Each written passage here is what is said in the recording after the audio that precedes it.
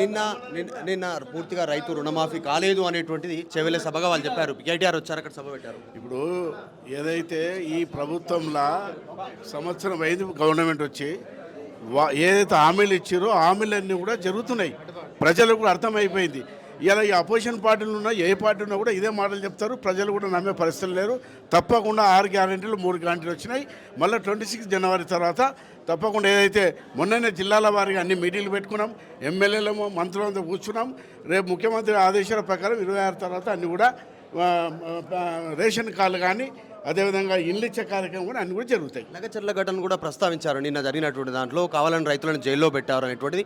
అందులో జైలుకి వెళ్ళి వచ్చిన దాంట్లో మీ సొంత తమ్ముడే పట్నం నరేందర్ రెడ్డి మాజీ ఒకటి ఉండండి.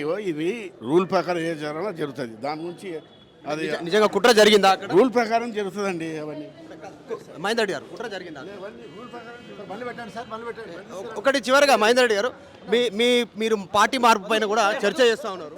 ఏమన్నీ ఉన్నాయండి, అన్నీ ఒక్కనే కాదు కదా, నేను ఒక్కనే మాట్లాడాలని. ఇవన్నీ ప్రతి గవర్నమెంట్లో జరుగుతుంటాయి, వస్తుంటాయి, పోతుంటాయి. లైట్ తీసుకోవాలి ఇవన్నీ.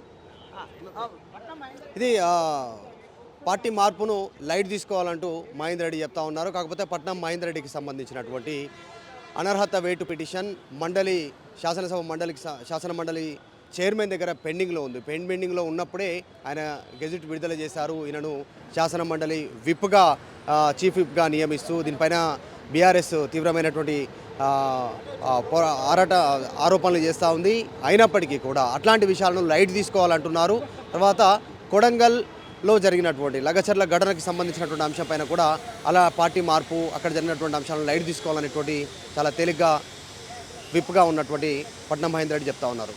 ప్రపంచంలో ఏ మూల ఏ క్షణం ఏం జరుగుతుందో వేగంగా తెలుసుకోవడానికి తొలి వెలుగు వాట్సాప్ ఛానల్ని ఫాలో చేయండి.